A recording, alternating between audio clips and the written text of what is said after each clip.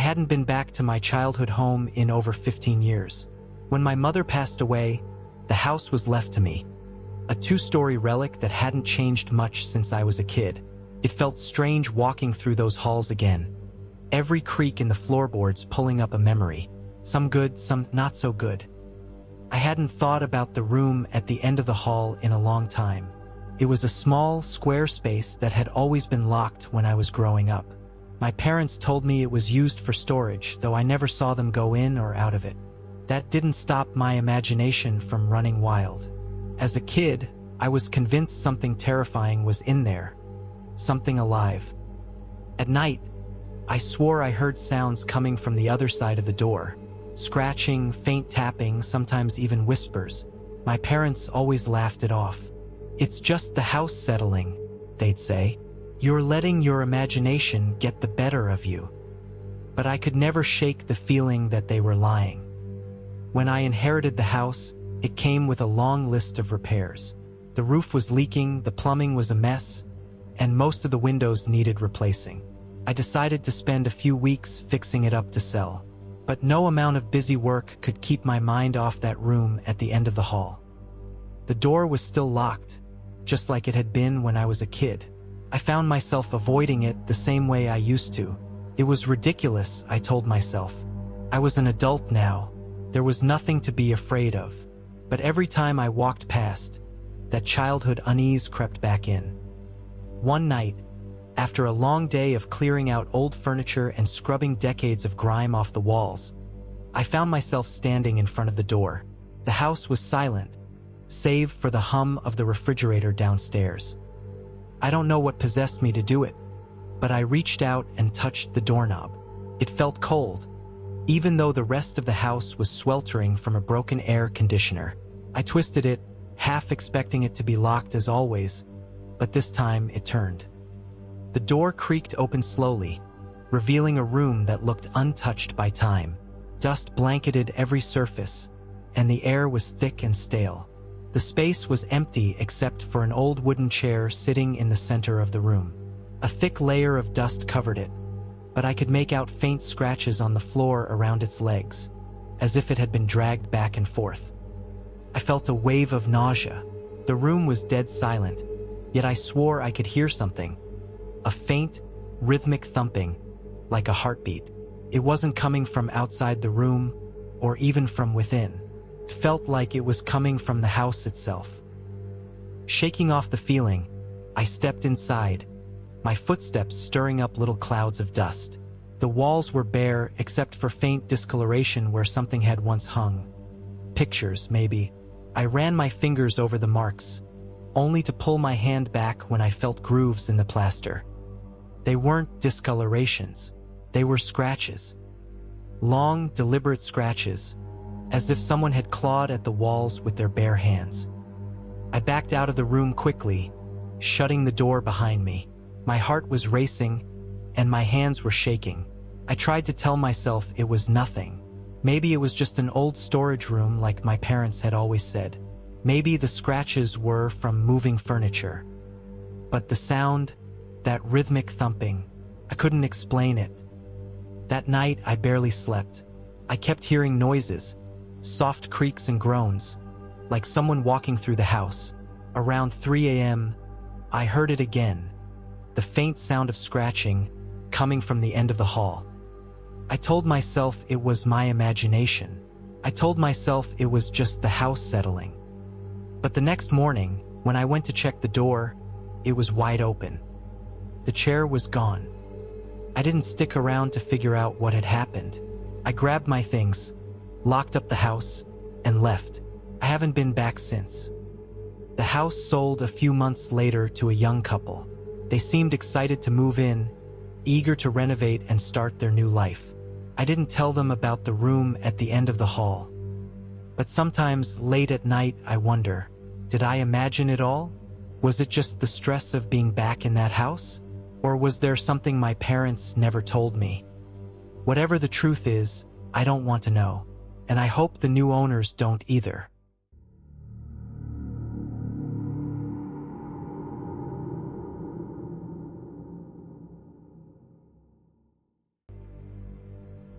I grew up in a quiet suburb in upstate New York, surrounded by dense woods and winding roads that seemed to stretch endlessly. The kind of place where kids rode their bikes until sunset, where you knew every neighbor by name, and where local legends were passed around like candy at Halloween.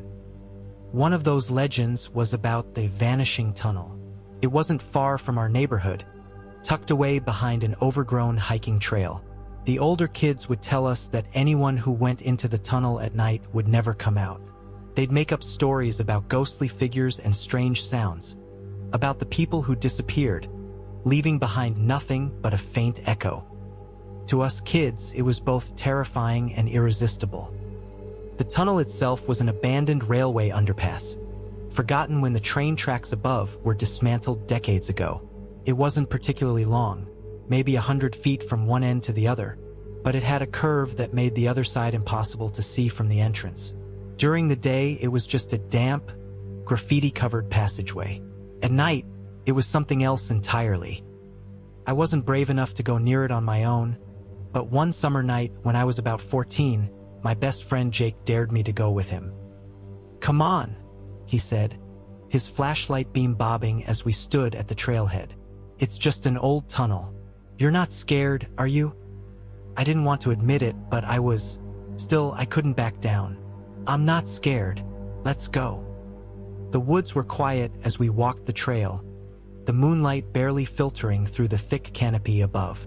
Jake was chattering away, trying to act tough, but I could hear the nervousness in his voice. I didn't say much. My eyes were glued to the trail ahead, waiting for the first glimpse of the tunnel. When we reached it, my stomach tightened. The opening loomed before us like a black hole, swallowing the weak light of our flashlights. The air was cooler here, damp and heavy, and the smell of wet stone and earth filled my nose. Jake grinned, but it looked forced. "See? Nothing to it." He stepped inside, his footsteps echoing against the curved walls. I hesitated, but I wasn't about to let him call me a coward. I followed, my flashlight cutting through the darkness. The beam illuminated the crumbling brick walls, streaked with moss and spray paint. "Let's go all the way through," Jake said, his voice bouncing eerily off the walls. We walked in silence, the sound of our footsteps and the occasional drip of water the only noise. The curve of the tunnel made it impossible to see the end, and the deeper we went, the more I felt like the darkness was pressing in on us. About halfway through, Jake stopped. "Did you hear that?" I froze, straining to listen. At first, there was nothing, just the faint sound of dripping water. Then I heard it, a faint shuffling, like footsteps dragging across the ground. "Probably just an animal," I whispered, but my voice didn't sound convincing, even to me. Jake turned, shining his flashlight back the way we'd come. "Hello?" he called out, his voice trembling slightly. The shuffling stopped. We stood there, frozen, our flashlights barely piercing the thick darkness. Then it started again, louder this time, coming closer. "Run," Jake said, his voice low and urgent. We took off, our footsteps pounding against the damp ground, the tunnel echoing with the sound.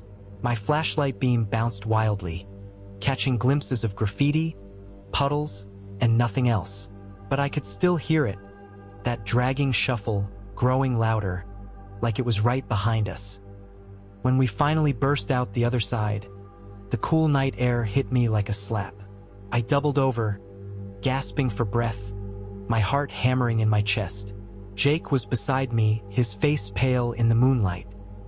"What the hell was that?" he panted. "I don't know," I said, looking back at the tunnel. The darkness inside was impenetrable, but the shuffling had stopped. Jake shook his head. "Let's get out of here." We didn't talk much on the walk back, and we never told anyone what had happened. But that wasn't the end of it. 2 weeks later, Jake disappeared. He had told his parents he was going to a friend's house, but he never showed up. The police searched the woods, questioned everyone in the neighborhood, but they found nothing. I knew where he'd gone. I never told anyone about the tunnel, not even when the search parties started combing the woods. Part of me was afraid no one would believe me, but the bigger part of me was afraid of what they might find. Sometimes I dream about that night, about the sound of shuffling footsteps in the dark, about Jake's flashlight beam bouncing off the walls as we ran. And sometimes, in the dreams, I hear a voice calling my name from the tunnel. I haven't been back to the woods since.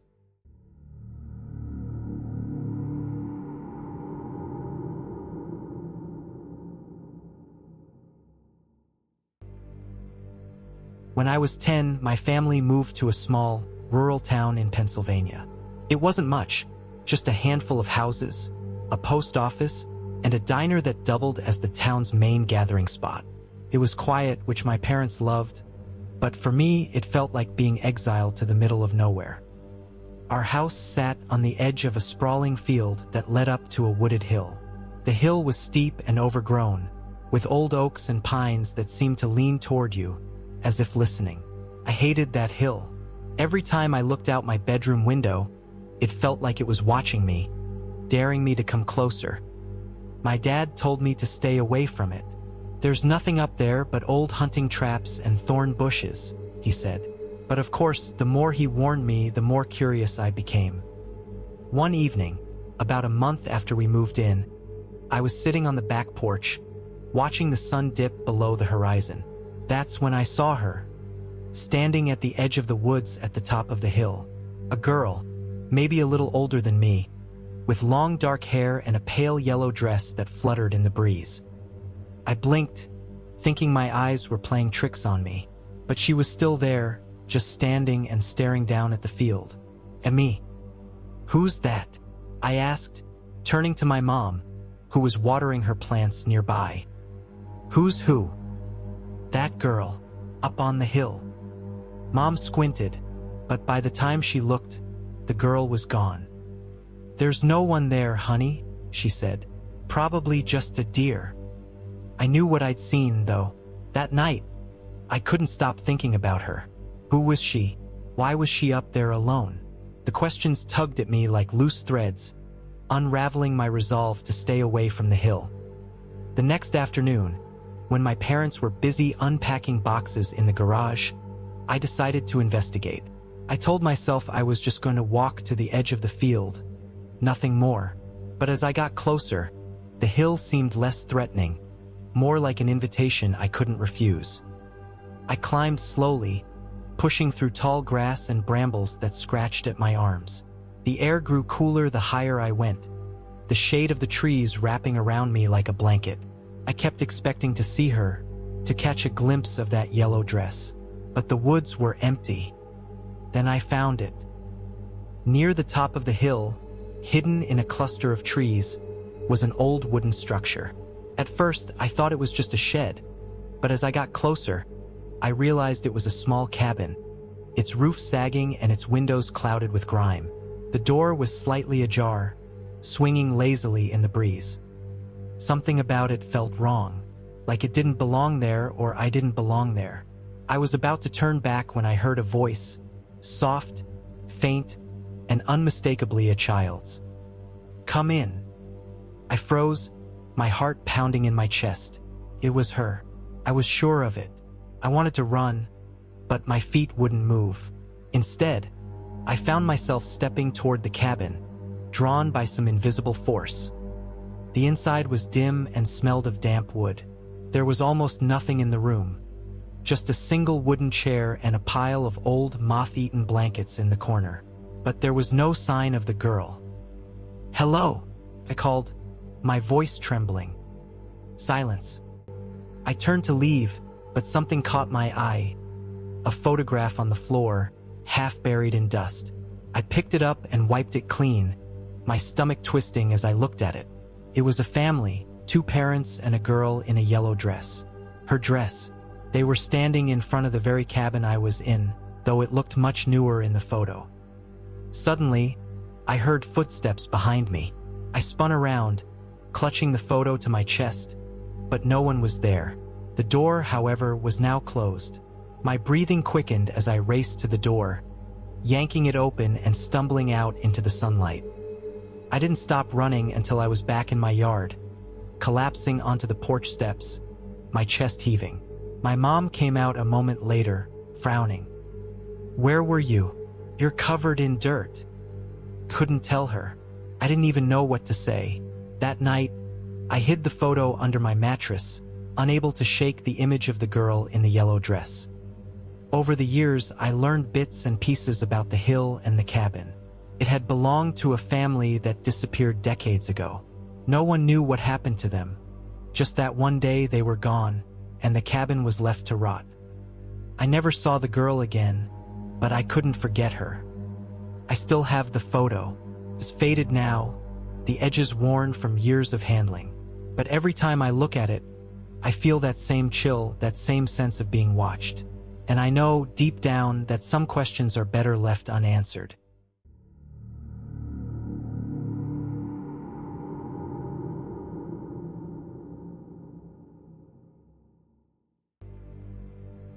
Growing up in rural Kansas, there wasn't much to do.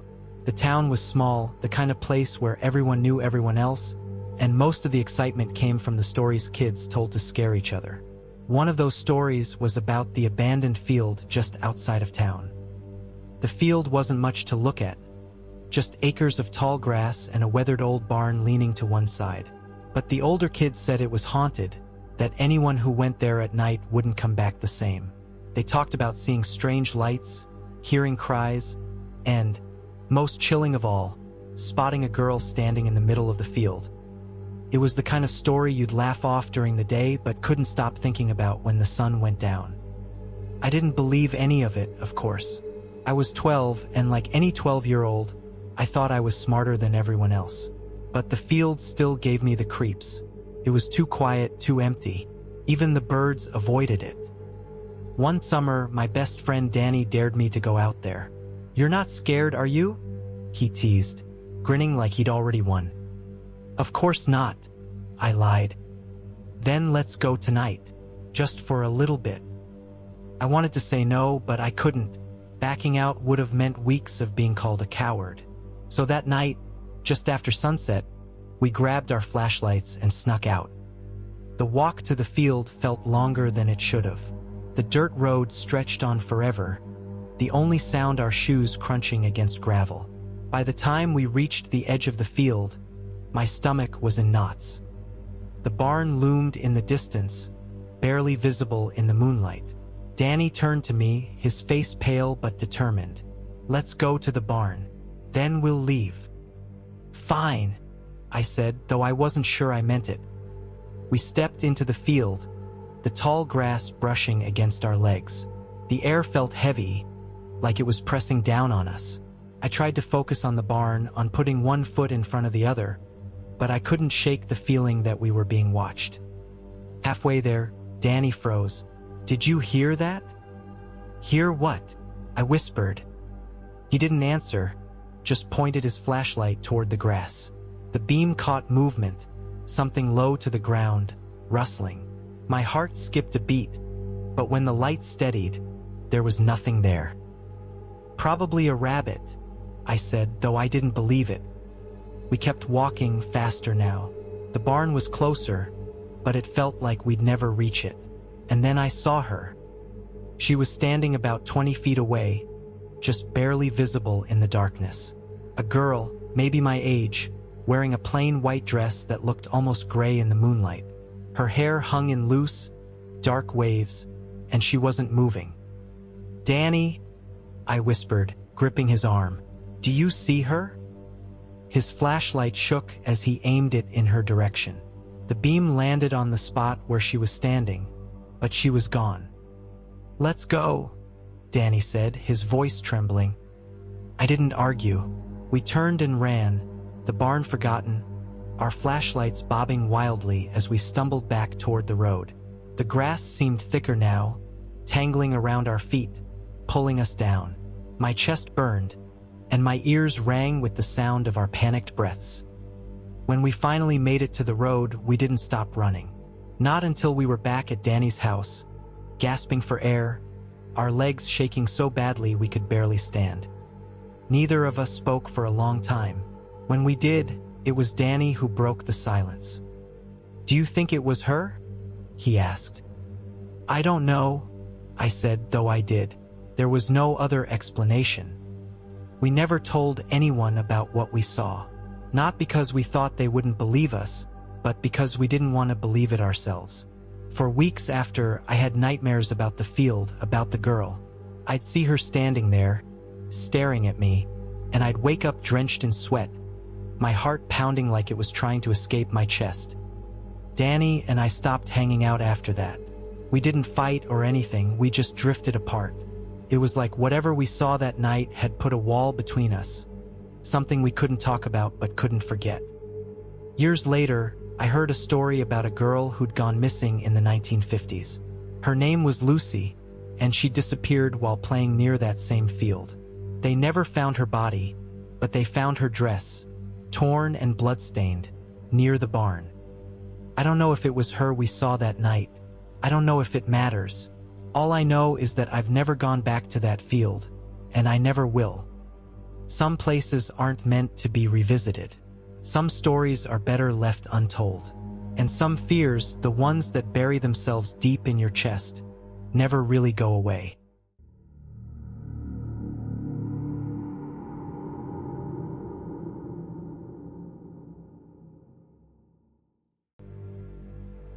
When I was a kid, I had one fear that always haunted me: the closet in my bedroom. It wasn't a particularly large closet, just a small space with shelves on one side for my clothes and a few boxes of toys I no longer used. But for some reason, I could never shake the feeling that something was always watching me from inside it. It started when I was about 7 years old. I was lying in bed one evening, the lights off, the room bathed in the faint glow from the streetlight outside. I was just about to drift off to sleep when I noticed something strange. The door to my closet was slightly ajar, just enough for a thin sliver of darkness to peek through. My heart skipped a beat, and I immediately pulled the covers up to my chin, hoping that whatever was hiding in there wouldn't notice me. I tried to convince myself that it was just my imagination, but the longer I stared at that tiny crack in the door, the more I could feel the fear growing. I knew that if I looked away, it would get worse. So, I stayed completely still, watching that sliver of darkness. Suddenly, I thought I saw something move inside the closet. A faint shift, like a shadow, but there was nothing there. My eyes played tricks on me all the time. It was just a trick of the light, I told myself. Yet, the feeling in my chest didn't go away. Over the next few nights, the same thing happened. No matter how many times I closed the door tightly before going to bed, the next morning, it would be slightly open again. I would make sure to check that it was shut before I went to sleep, but it never failed. And every night, I would feel that same sense of dread. One night, after a particularly long day at school, I was exhausted. I barely had the energy to brush my teeth, let alone check the closet door. But something in the back of my mind told me I should.